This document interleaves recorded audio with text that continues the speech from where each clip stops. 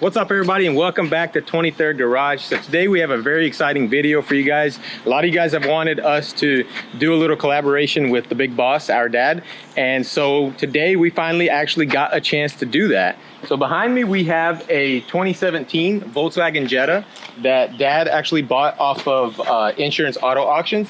He got this car super cheap, got a great deal on it, and it's a pretty nice little vehicle. It's a TSI, and you know, it's a little bit beat up, but you know, it's not a big deal, just a little bit of body work and whatnot.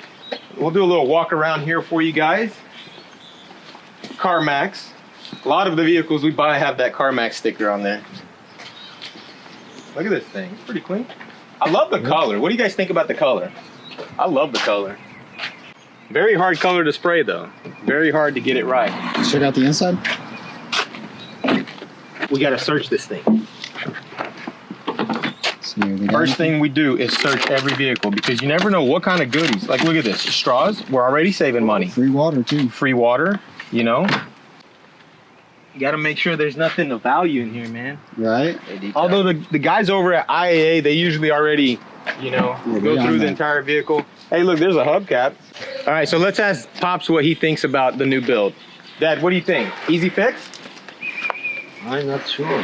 Why? It's not even, it's barely wrecked. Yeah, but this is just I think it needs like radiators and stuff. Maybe just radiator. Radiator support, I need a radiator, condenser, need a fan, shroud fan. That's no big deal. You got that. There's no frame damage, maybe. No, there's no. These cars never have frame damage, right? Like, yeah, the cool thing about the Volkswagens is they have a completely plastic core support in the middle. So anytime it gets hit right in the center, everything can just be removed, and the fact that it's plastic, it usually doesn't pull any of the metal frame with it, so it just breaks away or crushes or just shatters.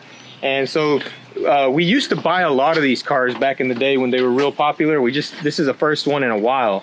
What Dad is going to do now, he is going to go ahead and strip this front end down. That way he can assess the damage and see what parts he needs to order and see what other damages this thing might possibly be hiding under there. So he's gonna get that knocked out real quick, and we'll see what happens.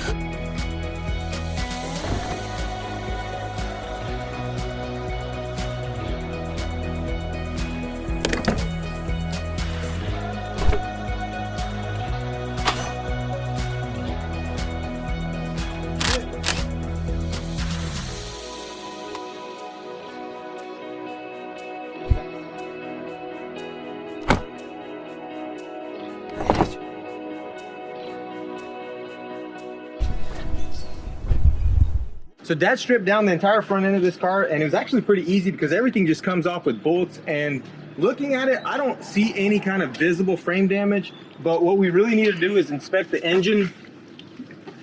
Yo, whoa. Is that a chunk missing? Bro! Well, now we know why it was so cheap. yeah, that's unfortunate. That's Bro. mad unfortunate. We can't tell Dad. We can't tell Dad. How has he not seen that yet? We cannot tell Dad, man. He's gonna flip. Is this the only damage on it? No, it's got some damage on the door, but dang, man, that sucks. But that's not that big of a deal. That's just more content for you guys, you know? And plus, we're going to be doing all this with Pops, so, you know, a lot of you guys wanted to see us do a car with Dad, and Should be pretty interesting to say the least. Yeah, quick question. How much $1 million. But yeah, dude, that killed my vibe. Not gonna lie. Yeah, this is actually pretty exciting because like we could have had these parts ready in about a week, and This car look, you don't even have to paint the fenders or anything. I mean, you have to make it perfect, but like if you just wanted to get this car back on the road. Oh yeah, if you wanted to just daily this, yeah, you could just slap the front end on it and start driving it. But obviously, you know, we like to complete our builds, and that is like peanuts compared to what's going on under here. Right. But in all fairness, like taking this motor out is going to be just as easy as going whoop, Like we could just do it right now if we wanted to. just right here, right now. Right now. Me and Nate with a 2x4 and a chain. Yeah, Boom. done it before. Grind the motor mounts off and just pull it out. Yeah, Not even well, unhook anything. we'd use the torch. Yeah, we could just torch it. Do it like they do over at the junkyards. Paul, did you see this? Look at that hole right there in the transmission. What? Big old hole. I just remember yesterday when he was bidding on this car, and like it was award pending, and he was like, "Man, I hope they give it to me. Man, I hope they give it to me." You know. And now You know why they gave it to him. I'm laughing, even though it's not funny, but like, you know, you have to make light of every situation. You can't get all depressed and stuff. Now it's just a matter of finding a transmission, you know, pulling this one out, popping it in. And on the bright side, there's no frame damage, Yeah. you know?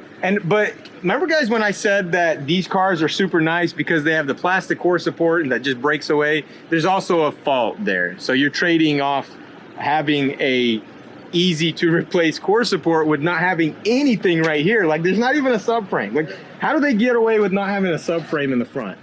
Like if you look at any car, a Honda Civic, even that Lexus right there, everything's got like this big beefy subframe bar here.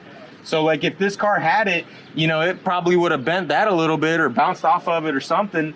But this thing just absorbed it. What do you guys think? Do you guys think we got scammed on this thing? I mean, they didn't say that it was undercarriage damage. They didn't say that it was mechanical.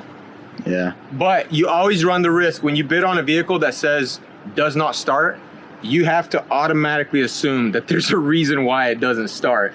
And when you see a car that looks like it's just got some bumper damage on it, because honestly, you can't see anything around the sides of the car like that. Those dents, the scratches, you can't see any of that. And in the pictures, the car looks really clean inside. It looks really good from the outside. And it literally looked like it just needed a bumper, you know? So, you know, you kind of have to use your own discretion as well when you're bidding, because you can always end up with something like this. And, you know, when people that don't have a shop or don't have access to like the resources that we do, you know, this right here can be a very big loss for them. You know, you have to buy the transmission. Somebody's going to make money off of that, off of you. You have to get somebody to install it. Somebody's going to make money off of that. And then in the end, you know, you still have to fix the car. So, you know, it balances out kind of, sort of, but it's still a nice car, I think. Yeah. Yeah. I think so. Yeah, so what we need to do now, I think he already started ordering some of the parts, but we need to get a rebar, a core support, a radiator fans, a radiator, a condenser, headlights. Are the headlights bad? No, the headlights are good. Okay, so don't need headlights, and transmission, obviously. But I think he'll be okay. He'll probably be in it like $5-6 grand. Yeah, max. Yeah. Because all the front end parts are dirt cheap. Like these Volkswagens, man, you can slap this whole front clip together for like $500. So that's not a big deal. I think the most expensive part is going to be this oil filter right here. Bam, it's dented. Go ahead and take it off. Did you see this pulley right here? Why is this? What's going on here? That's a PTO. That's like when you need to run your your grain grinder or something, you know, you just run a belt off of that. Yeah, that makes sense. That makes a lot of sense, Nate. You know, every German car has a PTO. Yep. In case you want to put like a dump bed on it, or maybe like a wheel lift or something, you know, that's always good to have. You just get you a little rubber band, put it around there, and hey, we need to check the oil, bro. Yeah, good idea. We go get a rag. A Volkswagen with the non-busted oil pan? Could it be? You know what I don't like about these cars? The way the engine sounds when it's running. It sounds horrible. Probably because of the. Well, it's not super black, and it's right at the level that it should be, so that's always good. That's as bad as it gets. We'll get everything ordered, and hopefully we'll have another video on this thing in here in about maybe what, a week or two, something like that. But yeah, but right now we are painting the Porsche Cayenne. So we are going to go back in there and record Paul painting the Cayenne. So stay tuned for that video. It's going to be posted here soon. And yeah, I'll see you guys in the next one.